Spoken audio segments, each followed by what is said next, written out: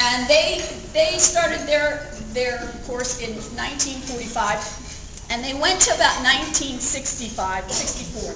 And there's 75 to 80 million. And by the way, the census changes all the time. So if you have other numbers, I totally appreciate it. You know, there's numbers on the traditionalists that go as high as 65 and 70 million. So keep that in mind. What's most important to know about the boomers is that they were raised by people who said, we can be better. We're America, and you can have anything you want, honey.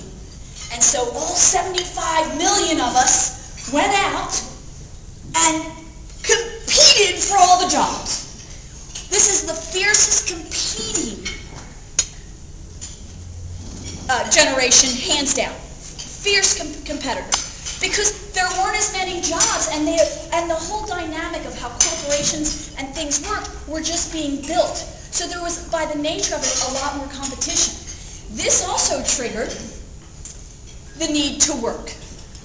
I love this cartoon.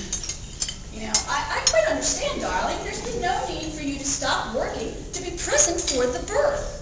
After all, you didn't stop for the conception. It's all about the work.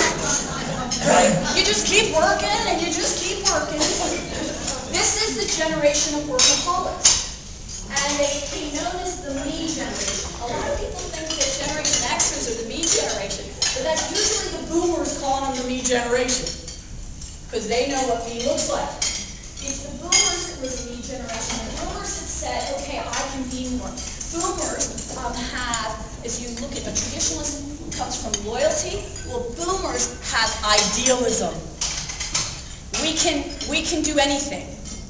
We can create anything. This generation had the start of the big philanthropic effort. That's where, okay, first we got out of the institution, you know, because, by the way, traditionalists, they believe in the institution. They believe in government, they believe in military, they believe in big corporations. They feel they can count on that. They're loyal, they're strong. Boomers started to say, well, that's an interesting thing, but you know what?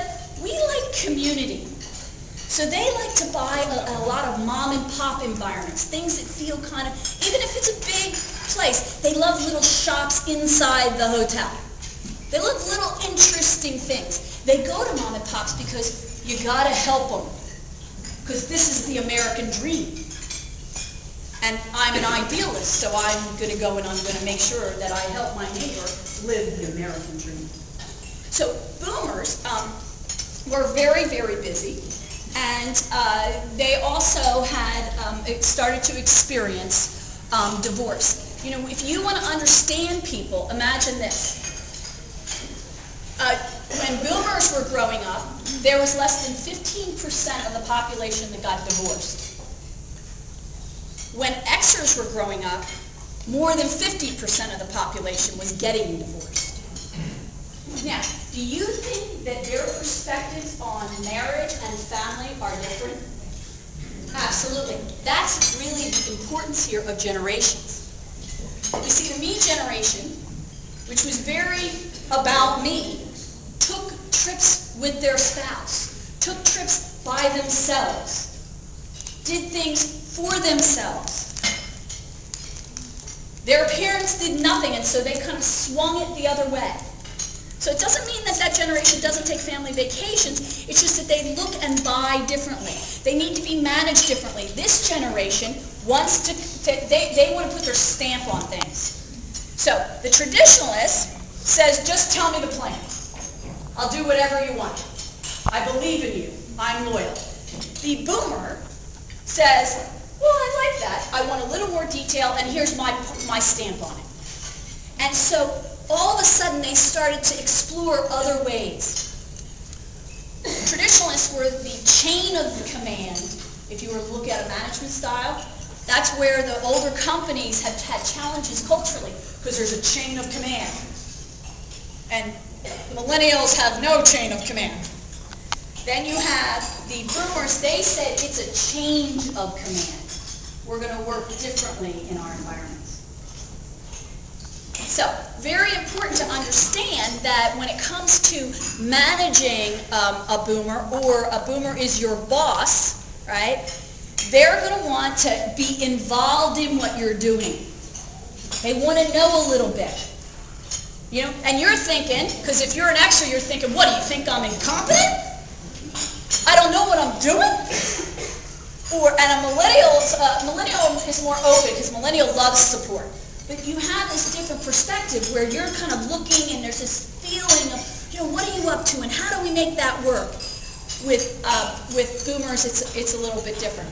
Big generation. The other thing you should know is there is zero impulse to buy with the traditionalists. And they don't particularly like boutique hotels and things that are a little eclectic, right?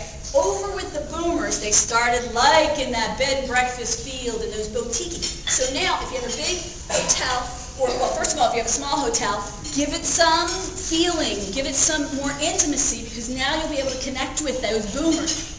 There are 80 million of them. And they're starting to realize right now that maybe work isn't the only thing. So they're kind of coming around. I'm part of this generation. We were a little slow. So, it's very important for us to understand that they're impulse buyers, and they buy value. Your traditionalist, price is the #1 decision point. Doesn't mean other things won't influence it. Actually, the traditionalist gets very influenced by the millennial, because the millennial can figure out what the vacation is going to be in about 30 minutes. The traditionalist is trying to figure out what state they should go to. Right? They don't have all the technology. So they work hand in hand. So with the boomers, you've got the impulse buy. You've got more of that kind of me thing. That's why spas became so much more important in the last couple of decades. Because the boomer was like, okay, I'm like running myself ragged. I'm about to drop dead. I think I need a massage. I can take 90 minutes for a massage. Oh, no, I'll just do 60. 60, because then I can get back and keep working a little bit more.